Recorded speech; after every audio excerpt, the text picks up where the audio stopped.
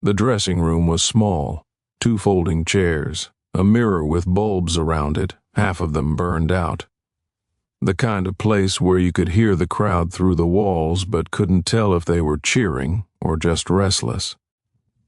Jackson Browne sat with his hands folded between his knees. He wasn't looking at anyone. The tour manager stood by the door, arms crossed, jaw tight. The man from the label leaned against the wall. Expensive shoes, expensive watch, the kind of guy who flew in just for conversations like this one. Outside, sound check was happening. You could feel the bass through the floor, deep, steady, the kind of sound that filled arenas. The label man spoke first. "This is the opportunity. You understand that, right?" Jackson didn't move. Springsteen, 30 cities, sold out, every single one. You'd be in front of 80,000 people a night. Do you know what that does for a career? The tour manager shifted his weight. He'd been with Jackson for 3 years. He'd seen the small clubs, the college towns, the long drives between gigs where they barely broke even. He wanted this. He needed this. Jackson looked up, not at the label man, at the mirror, his own face tired, thinner than it used to be. "I know what it does," he said quietly. "Then what's the problem?"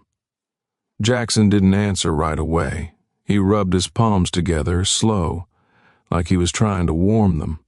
The tour manager looked at the floor. He already knew. He'd heard this before. "I'm not an opening act," Jackson said. The label man laughed. Not mean, just disbelief. Everyone's an opening act at some point. This is how it works. You play for his crowd, they hear your songs, they buy your records. 6 months from now, you're headlining your own tour, bigger venues, better money. This is the door. Jackson shook his head. "I've been headlining, in theaters," the label man said. "We're talking about stadiums. I'm talking about respect." The word hung there, the bass from soundcheck kept pounding. Someone laughed in the hallway outside. The world kept moving. But inside that dressing room, everything stopped. The tour manager finally spoke. His voice was careful, like he was trying not to step on a landmine. "Jackson, I get it, I do, but this isn't about ego. This is about reach. You got songs people need to hear. Great songs. This gets them heard." Jackson looked at him. There was something in his eyes, not anger, sadness maybe, or just exhaustion. "I've been doing this for 10 years, Jackson said. "I've played every dive bar, every college gym, every place that would have me. I've built something. Slowly. And it's mine. I'm not going to stand on someone else's stage and be the guy people ignore while they wait for the main event." The label man pushed off the wall. He wasn't angry either. He was just done. "You think Springsteen didn't open for people? You think he didn't pay dues? I'm sure he did. Then what makes you different?" Jackson stood up. He wasn't tall, he wasn't imposing, but there was something in the way he held himself, a kind of quiet that demanded space. "I'm not different. I just know what I'm worth." The label man stared at him. Then he picked up his briefcase. He didn't say anything else. He just left. The door closed behind him with a soft click. The tour manager stayed. He looked at Jackson for a long time. "You know what this costs," he said. It wasn't a question. "Yeah," Jackson said. "I know." The silence after that was heavy, not uncomfortable, just weighted, like the air before a storm. The tour manager walked to the window. It overlooked a parking lot, cars lined up in neat rows, people moving between them like ants, normal people, people with normal jobs, people who didn't have to make choices like this. "He's going to call back," the tour manager said. "The label guy. He's going to offer more money, better billing, maybe even co-headlining status." Jackson sat back down. He picked up his guitar. Not to play. Just to hold. The wood was worn smooth where his hand always rested. Familiar. Comforting. "It won't matter," Jackson said. "Why not?" Because it's not about the money or the billing. It's about what it means. The tour manager turned around. What does it mean? Jackson looked at the guitar in his hands. He thought about every song he'd written, every lyric, every melody that came to him in the middle of the night, every truth he'd tried to put into 3 minutes of music. It means I'm not the opening act anymore, Jackson said. I haven't been for a while. And going backwards, even for something this big, it means I don't believe in what I've built. It means I think I need someone else's audience to matter, and I don't believe that. The tour manager nodded slowly. He understood. He didn't agree, but he understood. So what do we do now? He asked. We keep going, Jackson said. Same as we've been doing. We book the theaters. We play for the people who come to hear us. We make the music. We trust that it's enough. And if it's not? Jackson didn't answer that, because he didn't have an answer. He just had faith, or maybe stubbornness. Sometimes those two things look the same. The decision didn't make headlines. It wasn't a scandal. It was just a quiet no in a business built on yes. But word traveled. In green rooms and manager offices and label boardrooms, people heard. Jackson Browne turned down Springsteen. Jackson Browne said no to the biggest tour of the year. Some people admired it. Most thought he was a fool. The tour happened without him. Springsteen packed stadiums. The opening act, whoever it was, got the exposure, got the momentum. 6 months later, they were playing bigger rooms. A year later, they had a hit, the kind of hit that changes everything. Jackson kept playing theaters, smaller venues, places where the ticket price was reasonable and the sound was clean and people came because they wanted to hear him, not because they were killing time. Before the headliner. His manager didn't leave, but things were different. There was a distance now, a sense that they were on different paths. The manager wanted growth. Jackson wanted integrity. Those two things don't always fit in the same sentence. The label called less. They didn't drop him, they just stopped pushing. When you turn down the big move, people stop offering big moves. It's not personal. It's just math. Investment follows momentum. Momentum follows exposure. Exposure follows yes. Jackson wrote through all of it. That's what he did when things got heavy. He sat at the piano, or picked up the guitar, and he let the confusion and the doubt and the cost of his choice pour into melody. He didn't write songs about Springsteen. He didn't write songs about the tour he turned down. He wrote about the weight of staying true to something you can't quite name, the ache of wondering if you made the right call, the loneliness of a road that doesn't lead where everyone else is going. The songs came slowly. Some nights he'd sit for hours and nothing would come. Other nights, a whole song would pour out in 20 minutes, complete, fully formed, like it had been waiting inside him all along. One song was about a man standing at a crossroads, not a literal crossroads, a metaphorical one, the kind where both paths look dark and you can't see where either one leads. The chorus was simple, just 4 lines, but it captured everything he was feeling, the fear, the doubt, the stubborn belief that some things matter more than success. Another song was about time, how it moves slow when you're young and fast when you're not, how opportunities come and go, how you can't hold on to anything, how the only thing you really own is the choices you make. It was a sad song, but not hopeless, just honest. He recorded them both, put them on his next album. The album came out 2 years after he turned down the tour. It was honest, raw, beautiful in a way that didn't fit the radio. Critics liked it. Fans who already loved him loved it more. But it didn't break through. It didn't cross over. It didn't become the record that made him a household name. Because household names are built on moments, and moments are built on exposure, and exposure is built on stages, big stages, stages where 80,000 people are watching. Jackson had said no to that stage. There were nights when the doubt crept in. After a show in a hotel room that smelled like cigarette smoke and old carpet, Jackson would sit on the edge of the bed and wonder. He'd think about the other artist, the one who took the slot he refused. He'd think about where they were now. He'd think about where he could have been. He'd think about his songs, the ones he believed in, the ones that meant something, and he'd wonder if meaning mattered when nobody heard it. His friends tried to reassure him, other musicians, people who understood the industry, the compromises, the slow grind of building a career. They'd tell him he did the right thing, that integrity was rare, that he should be proud. But pride doesn't pay for studio time, pride doesn't fill seats, and pride doesn't quiet the voice in your head at 3 a.m. that says you threw it all away over nothing.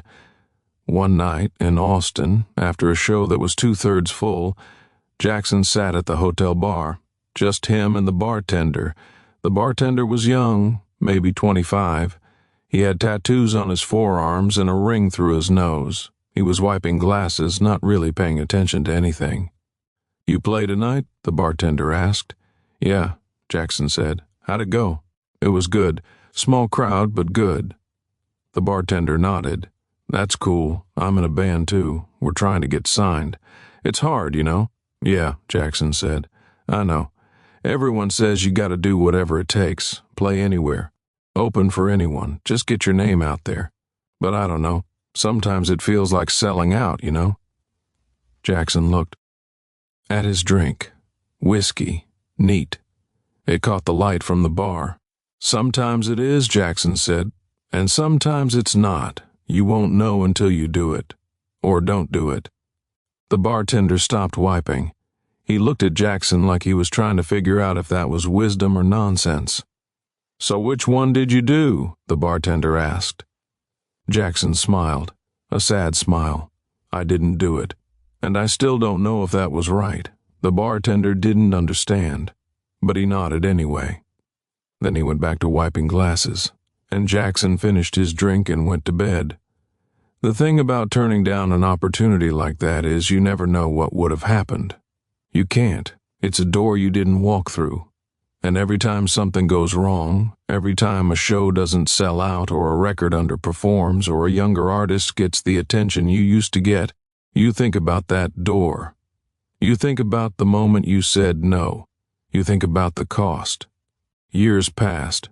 Springsteen became Springsteen. The kind of name that didn't need context. An icon, a legend, the voice of a generation.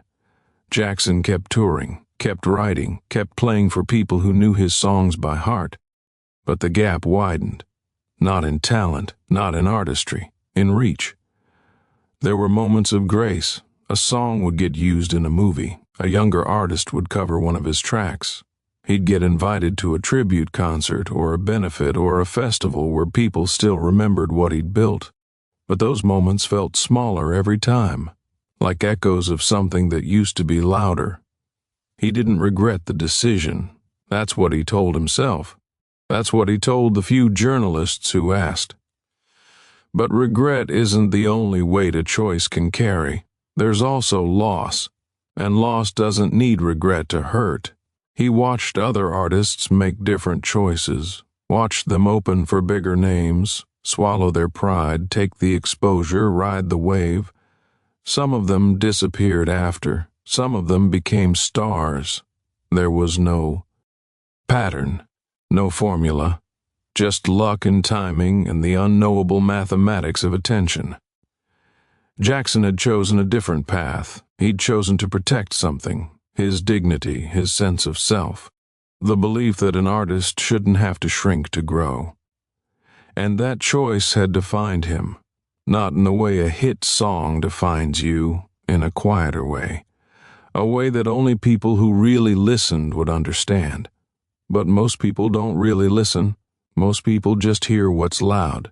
The years moved like water. Some fast, some slow, but always forward. Jackson's hair went gray at the temples, then fully gray, then white. His voice stayed strong, but his body got tired earlier. The drives between cities felt longer. The hotels all looked the same. He played 1,000 small theaters, 10,000 songs. He shook 100,000 hands. He signed albums and T-shirts and guitars, and pieces of paper that people pulled from their pockets. He heard stories, people telling him where they were when they first heard his music, what it meant to them, how it got them through something hard. Those stories mattered.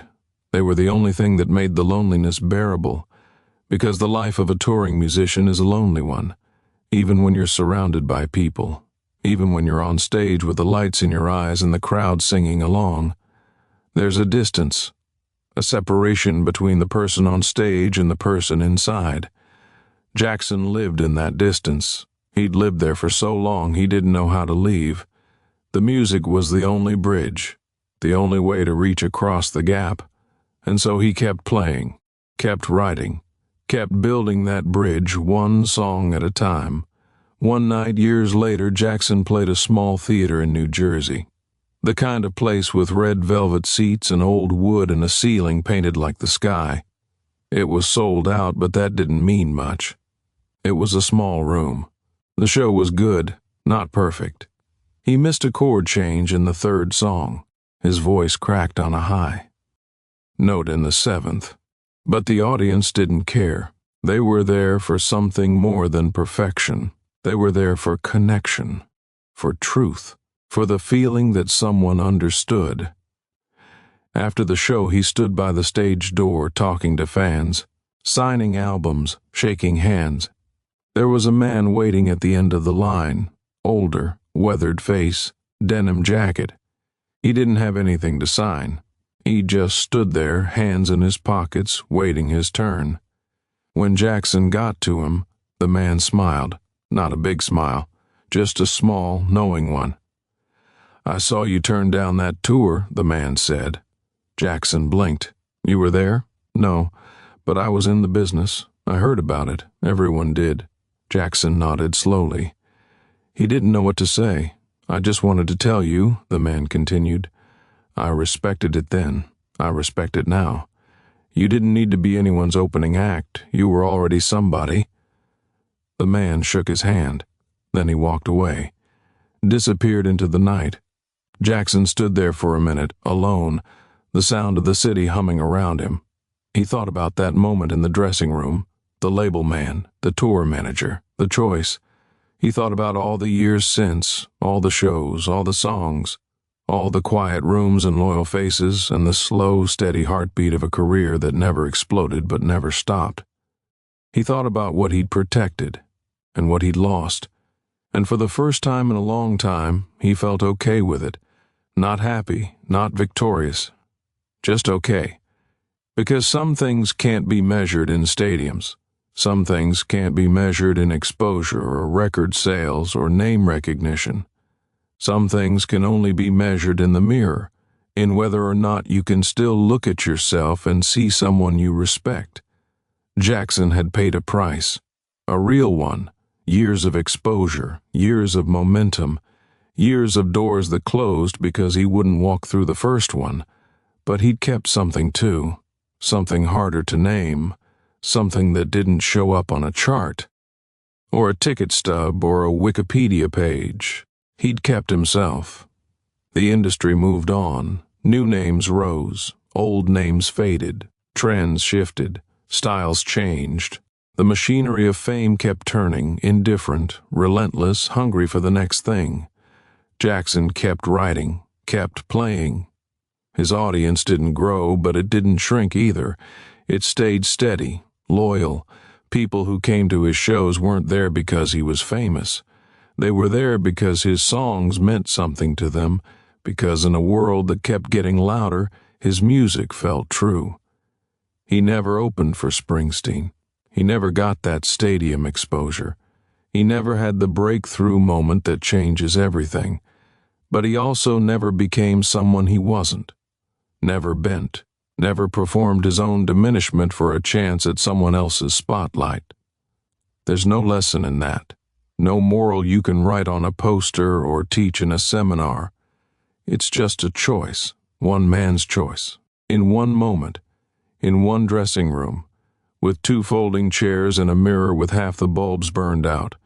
And the cost was real, the years of exposure, the momentum that never came, the rooms that stayed small, the name that never broke through. But so was the thing he kept. There was a night, maybe 10 years after the decision, when Jackson sat in a diner at 2 in the morning, somewhere in the Midwest.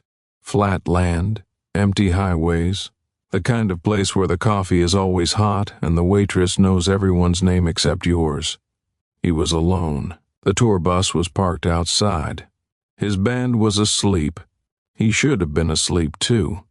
But he couldn't. His mind was too loud. He thought about alternate lives, the versions of himself that made different choices. The Jackson Browne who said yes to that tour, who stood on that stage in front of 80,000 people, who rode that wave to bigger things, better things, different things. He wondered what that version of himself felt like. If he was happier, if he was more successful, if he slept better at night, if... He looked in the mirror and saw someone he recognized. He wondered if that version of himself ever thought about this version. The one sitting in a diner at 2 in the morning, the one who said no, the one who paid the price. The waitress came by with the coffee pot.